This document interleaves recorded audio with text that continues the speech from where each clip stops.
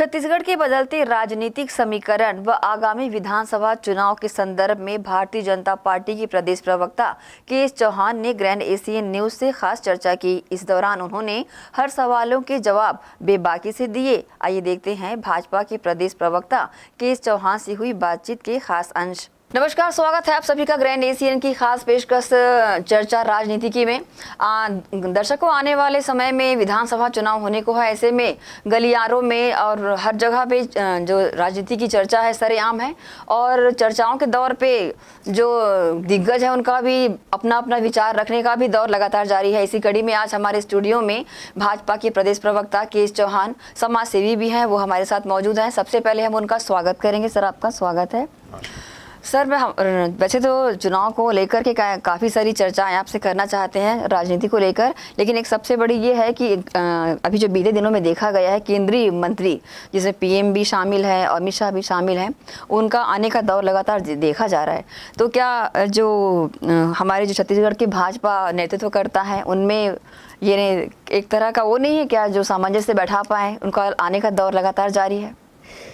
शाहीन जी, देखिए, कभी भी जो चुनाव आता है तो आना जाना लगा रहता है। कोई भी किसी भी दल का हो, कोई भी हो, तो आना जाना लगा रहता है, एक्टिविटीज़ बढ़ जाती है। दूसरी बात ये है कि अगर मान लीजिए कि कोई कोच यहाँ पर आता है तो इसका मतलब ये नहीं है कि खिलाड़ियों का परफॉर्मेंस डल है। तो खिलाड़ी अपना काम कर रहे हैं और कोच एक मार्गदर्शक बन के आता है कि उनका और खेल सुधर सके ताकि हम मैच जीत सकें और अपने देश का नाम रोशन कर सकें, अपने छत्तीसगढ़ के काम आ सकें। तो ध्येय जो रहता है वो ये रहता है कि एक मॉनिटरिंग, और हमें गर्व है कि अमित शाह जी जैसे और हमारे यशस्वी प्रधानमंत्री जैसे जो नेता हैं वो हमारा मार्गदर्शन करते हैं। तो इसमें खिलाड़ी अपना काम कर रहा है और कोच अपना काम कर रहा है, इस वजह से आना जाना लगा रहता है। नहीं, जैसा कहावत है कि जितने मुंह उतनी बातें, उनके आने के दौर को देखा जा रहा है कि संभाल नहीं पा रही है कि भाजपा के लोग अपने प्रदेश का कमान। मैंने आपको बताया ना कि खिलाड़ी अपना काम करते हैं और कोच अपना काम करते हैं, इस वजह से ये सब चीज़ें होती हैं। और किसी को कुछ भी बोलना है तो वो बात अलग है कि किसी दूसरे दल के भी नेता आते हैं वहाँ से, वो इनका तो पूरा अधिवेशन ही आ जाता है।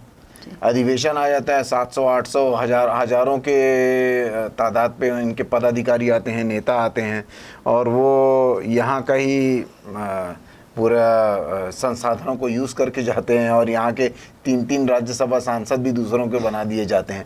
तो ये आना जाना लगा रहता है, लेकिन आपका मार्गदर्शक भी कौन है ये भी मायने रखता है। जब राजनीति पे चर्चा चल रही है तो प्रदेश में काबिज कांग्रेस सरकार पे हम बातचीत करना चाहेंगे। लगातार फिर बदल का दौर देखा जा रहा है, इसको किस नज़र से देखते हैं आप? देखिए, दो चीज़ है इसमें मेन। एक तो ये है कि आपने मान लीजिए कि कोई कंपनी खोली और वहाँ पर विभिन्न लोगों को वहाँ पर आपने मैनेजर बिठा दिए और लोग आ रहे हैं 4.5-5 साल तक, आप लोगों के उसमें धूल झोंकते रहे। जो आपने वादे किए थे वो 4.5-5 साल तक पूरे नहीं किए। अब आपने मैनेजर्स बदल दिए, एक को दूसरे की कुर्सी में बिठा दिया, दूसरे को तीसरी कुर्सी में बिठा दिया। अब कोई आएगा तो वो क्या पूछेगा कि वो तो पुराना कोई मैनेजर आपको कोई किया होगा, आपसे वादा किया होगा, लेकिन मैं तो अलग हूँ। अब ये लोग कौन सा मुंह लेके जनता के बीच में जाएंगे? जैसे प्रेमसाय सिंह टेकाम बदले गए, वो शिक्षा विभाग में थे, तो शिक्षा विभाग में कोई अनियमित कर्मचारियों को नियमित तो किया नहीं गया, लेकिन आपने वादा तो किया था। अब वो क्या मुंह लेके जाएंगे शिक्षा कर्मियों के पास? तो ऐसे करके दूसरे विभागों से भी बदल दिया गया, जिसका कोई उतना ज़्यादा औचित्य नहीं था। लेकिन क्या हुआ कि आपको लोगों से फेस करना है, बीच जाना है, तो आप बीच में जाने के लायक नहीं है। इस वजह से ये सब चीज़ें की गई। और दूसरा कारण एक और कि कहीं ना कहीं भूपेश बघेल जी का कद जो है, जो पहले था, पहले बोलते थे कांग्रेसी कार्यकर्ता कि भूपेश है तो भरोसा है, भूपेश है तो भरोसा है, तो आज उनके शीर्ष नेतृत्व तो नहीं, भरोसा उनके प्रति नहीं जता है। कुछ दिन पहले जब डिप्टी सीएम बनाए गए टी.एस. सिंहदेव जी, तो इसका साफ साफ ये था कि भूपेश के भरोसे हम चुनाव नहीं लड़ सकते हैं। चुनाव जीतना तो बहुत दूर की बात है। इस वजह से उनके शीर्ष नेतृत्व ने क्या बोला कि हम जो आगामी चुनाव है वो सामूहिक प्रयास से ही लड़ेंगे। तो ये उनका वर्ड है। और कितने भी आप इंटरव्यूज और इनके पदाधिकारियों के जो बड़े पदाधिकारी हैं उनका वक्तव्य सुन लीजिए, इंटरव्यू सुन लीजिए, तो आप अगर पत्रकार पूछता भी है कि अगला मुख्यमंत्री का चेहरा कौन होगा, तो वो ये नहीं बोलते कि भूपेश बघेल जी होंगे। वो ये साफ इन सब चीज़ों से इनकार है। और ये भी जो फेरबदल हुआ है, ये फेरबदल जो हुआ है वो भी ये चीज़ों को दर्शाता है कि कहीं ना कहीं भूपेश बघेल जी पूरा नहीं संभाल पा रहे हैं। इस वजह से सभी को संतुष्ट करने के लिए, सभी चीज़ों को करने के लिए, और 2 महीने 2.5 महीने के लिए ये सब चीज़ें नहीं दी जाती हैं। अभी तो ऐसा है कि जो मोहन मरकाम जी को जो दिया गया है, तो उसमें ये बोल सकते हैं कि ऐसा तबेला दिया गया है जिसकी पूरी गायें दूह चुकी हैं। तो ऐसा तबेला दिया गया है, तो वहाँ पर वो जाके करेंगे क्या? जो भी मंत्रियों को वो विभाग दिया जा रहा है, तो वहाँ पर जाके करेंगे क्या? 4.5 पौने 5 साल हो गए, 2 महीने के बाद आचार संहिता लग जाएगी, उससे फर्क क्या है? तो ये दोनों चीज़ें कहीं ना कहीं दर्शाती हैं कि आपने जो जनता से धूल झोंकी है, जनता के ऊपर धूल झोंकी है, तो उसका परिणाम है कि आपको ये डैमेज कंट्रोल करना पड़ रहा है। और भूपेश बघेल जी के नेतृत्व में, सिर्फ भूपेश बघेल के भरोसे में ये चुनाव नहीं लड़ना चाहती है कांग्रेस। इस वजह से ये फेरबदल हो रहा है और जनता के सामने आप उत्तर देने के लायक भी नहीं बचे। इस वजह से भी फेरबदल किया जा रहा है। चौहान सर, बताएंगे कि आपको लगता है आने वाले नए विधानसभा चुनाव में विधायक जो प्रतिनिधि हैं वो बदलने चाहिए? देखिए, ये तो जनता ही बोल रही है। 66% अभी सर्वे में हुआ था, 66% वहाँ के विधानसभा में बोला गया है कि हमने कांग्रेस को देख के वोट दिया था, कांग्रेस के घोषणा पत्र को देख के वोट दिया था, लेकिन अब हम 66% विधानसभा के लोग ऐसा बोल रहे हैं कि हम अब चेहरा देख के वोट देंगे। कि कौन सा चेहरा है वो भी एक मायने रखेगा।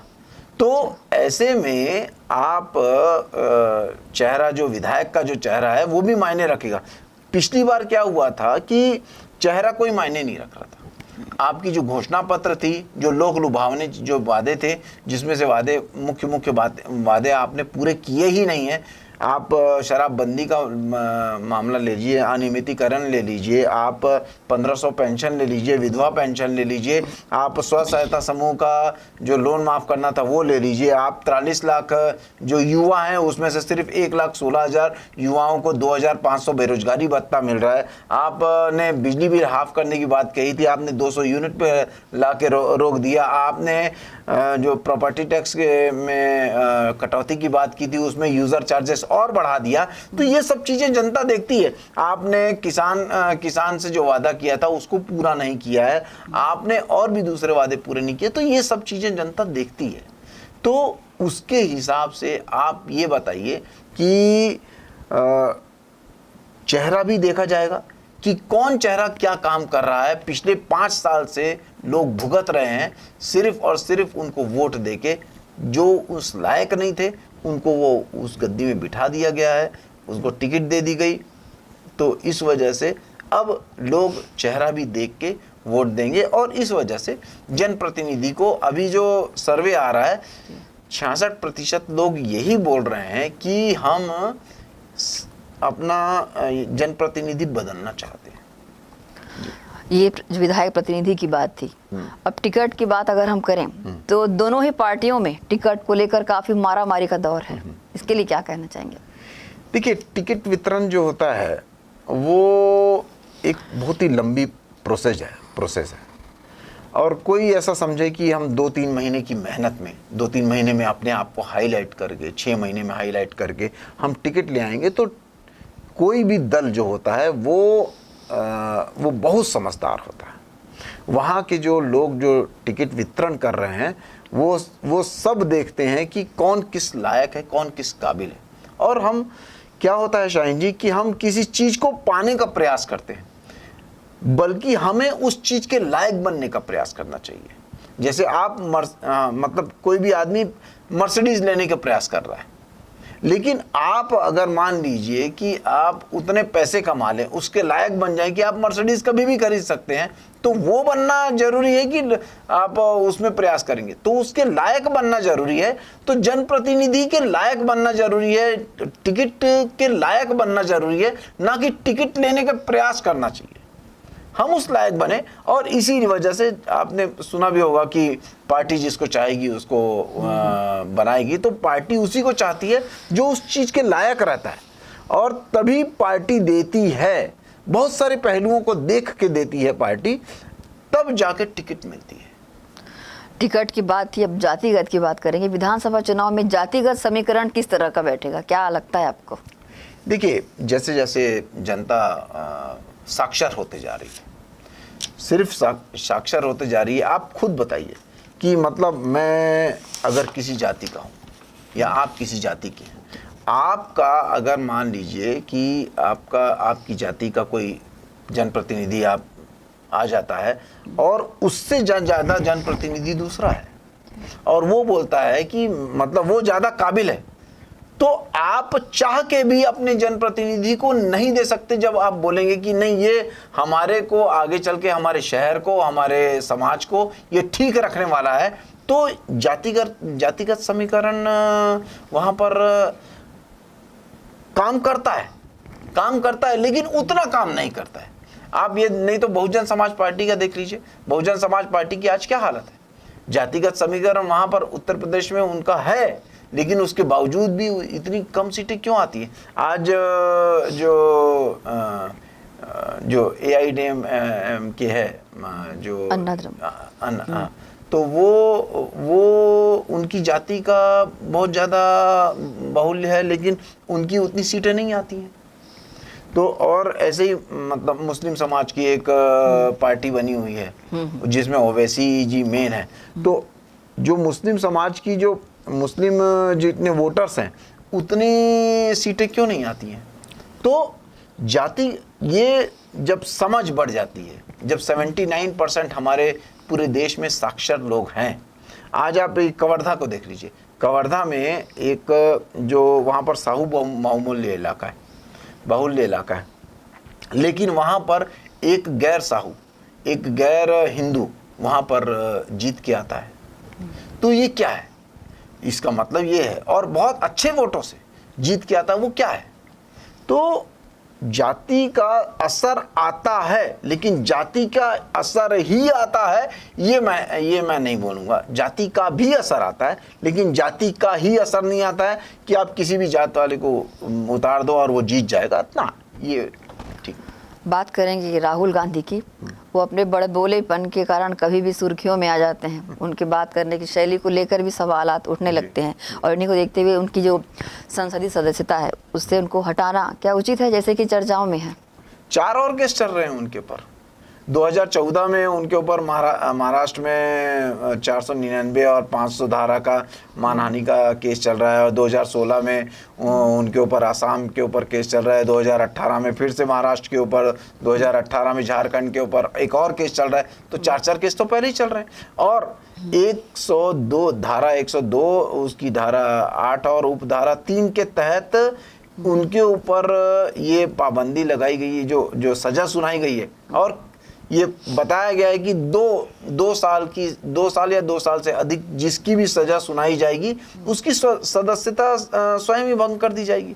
और इसका मतलब ये नहीं है कि आप चुनाव ना लड़ सके, आप बाद में जब चुनाव आ रहा है तो उसमें लड़िए, क्या दिक्कत है। लेकिन ये और ऐसा भी नहीं है कि इनका सिर्फ अकेले का केस है। इंदिरा गांधी जी के ऊपर सदस्यता भंग कर दी गई, लालू प्रसाद यादव जी की सदस्यता भंग कर दी गई, और भारतीय जनता पार्टी के अभी 2 साल पहले, जो बीच में 2 साल के पहले जो नेता थे विक्रम सिंह सैनी और अशोक चंदेल और अनिल कुमार साहनी, इनकी भी सदस्यता भंग कर दी गई है।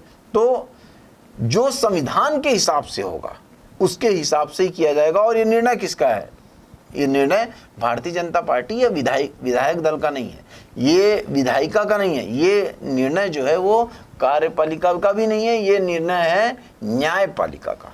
तो न्यायपालिका जिस हिसाब से, कोर्ट जिस हिसाब से आदेश दे रहा है उस हिसाब से चीज़ें हो रही हैं। और उसमें लिखा गया है कि आपकी स्वतः ही वो सदस्यता भंग कर दी जाएगी अगर आप इसमें आरोपी पाए जाते हैं तो। चौहान सर, सवालात तो और भी कई हैं, लेकिन आप हमारे स्टूडियो आते रहेंगे और हमारी राजनीति पे चर्चा चलती रहेगी। अंतिम एक सवाल आपसे करना चाहूँगी, ये हमारे टाउनशिप भिलाई से जुड़ा हुआ है। लीज़ का एक ऐसा मुद्दा है जो अभी काफ़ी सुर्खियों में है। लीज़ की जो रजिस्ट्री है उसको देकर कांग्रेस एक सौगात दी है लीज़ धारकों को, ये चल रहा है। वहीं अगला दूसरा मुद्दा या विपक्षी कह रहे हैं कि ये एक चुनावी स्टंट है, इसके बारे में क्या कहना चाहें? देखिए, सबसे पहली बात तो ये है कि जो रजिस्ट्री का हल्ला किए हैं इन लोग, तो वो रजिस्ट्री तो है ही नहीं, वो रजिस्टर्ड है, वो पंजीकृत नहीं है, वो इंगीकृत है। वो सिर्फ रजिस्टर्ड किया गया है, वो सिर्फ मतलब एक रजिस्टर्ड किया जा रहा है, रजिस्ट्री नहीं की जा रही है उसकी। तो रजिस्ट्री अगर की जाती है तो आपका पास मालिकाना हक होता है कि आप बेच सकते हैं विदाउट एनी कंसेंट। अगर मान लीजिए कि आपकी कोई भी प्रॉपर्टी है तो आपको किसी से कंसल्ट नहीं करना पड़ रहा, आप लोन नहीं ले सकते हैं उसमें, आप बेच नहीं सकते हैं। तो ये रजिस्ट्री में ये सब चीज़ें मालिकाना हक देते हैं, तो ये तो रजिस्टर्ड कर रहे हैं। इसमें जो 4500 घर हैं, 4500 परिवार हैं जिनका ये मामला है, तो 4500 परिवार जो है वो उनके हाथ में जो पहले पावर थे अभी भी उतने ही पावर हैं, उससे कोई पावर में ये कुछ नहीं हुआ है। लेकिन ये हुआ है कि इससे तो बीएसपी का उल्टा फायदा है। बीएसपी का इसलिए फायदा है कि जो जैसे जो पहले घर में रह रहे हैं, हो सकता है कि वो 2 साल के बाद छोड़ रहे हों, 1.5 साल के बाद छोड़ रहे हों, जब उनका कार्यकाल खत्म हो गया हो, तो लेकिन अब उनको तुरंत छोड़ना पड़ेगा क्योंकि ये अब कोर्ट में मतलब रजिस्टर्ड हो रहा है मामला।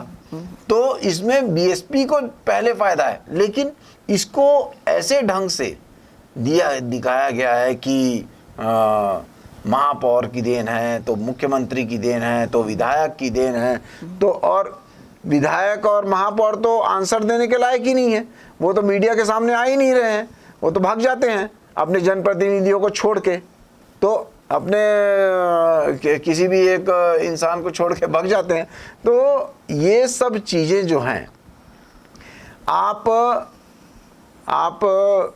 उत्तर देने के लायक क्यों नहीं है आप, क्योंकि आपने धूल झोंकी और सीधा सीधा इसका असर आप फायदा उठाना चाहते हैं चुनाव में, जो कि जो जनता है वो बेवकूफ़ नहीं है, वो ये सब जानती है कि हमारे अगर ये प्रक्रिया चल रही है तो हमारा हित कहाँ पर है।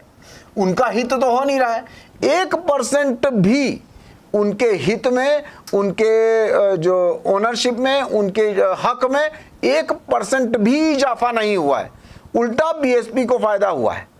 तो ये उल्टा दिखाया जा रहा है, चुनावी स्टंट बनाया जा रहा है, धूल झोंकी जा रही है। जैसे 4.5 साल, 4.25 साल में जो कांग्रेस झोंकती हुई आई है, अभी फिर से धूल झोंकी जा रही है। लेकिन भिलाई की जनता जो है बहुत समझदार है, पढ़े लिखे लोग हैं, उनको ये सब मालूम है कि इससे हमारा उतना ज़्यादा लाभ नहीं है। चौहान सर, आपका बहुत बहुत धन्यवाद, हमारे स्टूडियो में आए, कई सारी चर्चा राजनीति को लेकर की, लीज पर भी आपने एक अच्छी प्रतिक्रिया दी, लोग भ्रमित थे, इसके लिए आपका बहुत बहुत धन्यवाद। तो ये थे केएस चौहान, जी हाँ, भाजपा प्रदेश प्रवक्ता, समाजसेवी, राजनीति गलियारों से लेकर जितनी भी चुनावी चर्चा थी हमारे से इन्होंने की, बड़ी बेबाकी से सभी सवालों के जवाब हमारे दिए। लगातार हमारे साथ बने रहिए और देखते रहिए चुनावी चर्चा। नमस्कार।